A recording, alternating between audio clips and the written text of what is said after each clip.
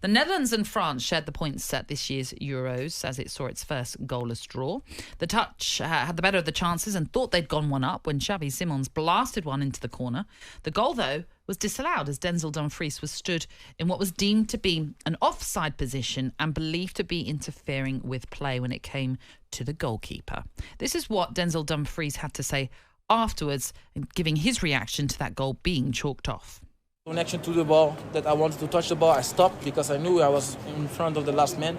But it's a very difficult situation also for the referee. It took 3 minutes to decide if it's a goal, but in my opinion, it was no offside. Okay, so that's what Denzel Dumfries had to say.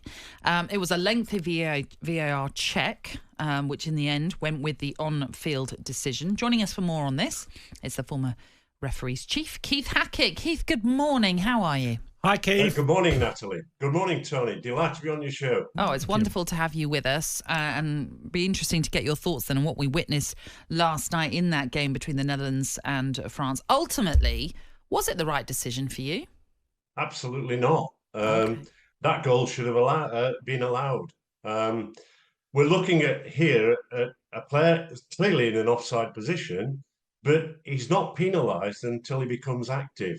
There's no psychological, is he in the sight line of the goalkeeper to the left or whatever. What the match official has to say, and this is VAR, did the player in an offside position obstruct the opponent's vision? Answer, no. The vision of the goalkeeper is actually blocked by his own players. The next one, did the attacker challenge the opponent for the ball? And the answer is no. He didn't make any movement towards the ball. As he's just said, he knew he was in an offside position, and he knew if he'd made movement towards the ball, he would have been penalised. So he didn't do that. Keith. Go on. No, finish, Keith. And then the final question, did the attacker impact the goalkeeper's ability to play the ball? Absolutely not. It had gone past him before he even thought about making a dive. So, this was an awful decision. And why do English referees and VARs make such a mess of it? And, I feel really sad for Anthony Taylor. Here's a guy who's in line to get the final, and he had a good game apart from this one decision. So if Stuart Atwell, the VAR, had some doubts, why didn't he ask Anthony Taylor to come to the screen and for Anthony to make the decision?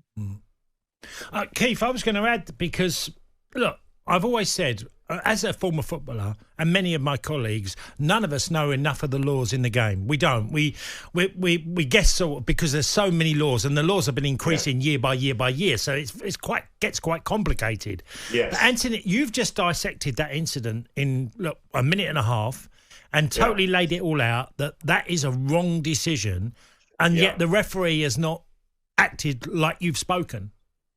Well, I mean, this is the incompetence that we've seen throughout the season. This is why we are going bananas about VAR and how it is operated in England. This is why Wolves put forward their proposal. Now, we've got the semi-automated system, offside system working here, and we've seen how well that operates. It gives a very clear instant picture by a signal from the ball and the player in an offside position using AI, this player's offside. All then VAR has to do is do what I've just done. You're right, Tony. Ask what the law actually seeks to find out. And it says, did he obstruct the opponent's vision? The answer was no, he didn't. He was stood at the side of him. Did the attacker challenge? No, he didn't. And did he impact on the goalkeeper? The goalkeeper got plenty of time to go and make a save. He didn't. And he didn't impact on the goalkeeper. And as I mentioned, I think a lot of people say, well, he's there. He's obviously putting the goalkeeper off. The psychology of that is not part of the law. It's about position and the impact on the goalkeeper by physical movement. I mean, I think a lot of people will agree with you, Keith, that it was a very harsh decision for that goal to be disallowed. We spoke about it earlier, and we both sort of erred on that side of it as well. Just because, like you say, we felt as though the keeper was unlikely to make the save because he's leaning to his right initially and then has to move to his left, and he's not diving, he's not getting there in any way. From what I've seen of other officials speaking about that, they were sort of saying that VAR, because it was the on-field referee with his assistant that highlighted the offside decision. VAR only looking for. They didn't send him to the monitor because they agreed with that decision, so there was no need for him to go to the monitor. And also, they were saying that the assumption they can't assume the keeper is not going to make the save just because of where he is standing at that particular moment in time. But what I would say, the fact that it took so long for VAR to go with that on-field decision, that is what put perhaps a lot of doubt in people's mind, because it's, in my mind, I'm thinking, well, if they're analysing this to the nth degree that it ended up being, that means to me they're debating within VAR whether this is offside or not. So that in itself has fueled doubt. Natalie, you should take up refereeing. You're absolutely right, what you've just said. I don't know absolutely spot on.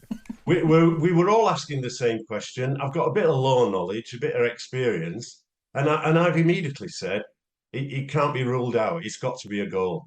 You know, what we're doing in England, and the English VAR operators are looking to strike goals off when they're not clear and obvious. And in that situation, if it takes 2 minutes, it's saying it's not clear and obvious.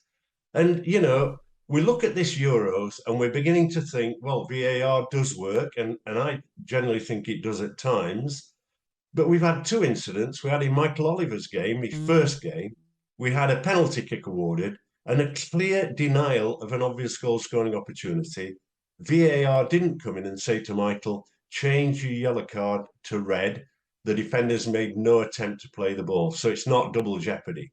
And it just shows for me that we just got this catalogue of errors running through our VAR operators, and they've got to get their act together. And Anthony Taylor must be beside himself today. And I listen to people trying to justify this decision based on the old law. Tony's right. When we played, the offside law we thought was complicated. It is much more complicated now than when Tony played and I refereed. And the lawmakers, similar to handball as well, are just overcomplicating the game and making it difficult for match officials. Keith, thank you for being with us this Saturday morning. Really appreciate your thoughts on all of that. I mean, once again, it comes down to, because in the main, offside is black and white. We know that. But because of this extra element of is a player interfering or not, that's the subjectivity of it. And that's where it becomes the issue. Because some will say, and we've had a few messages, some will say he is interfering with play. Others will say he wasn't.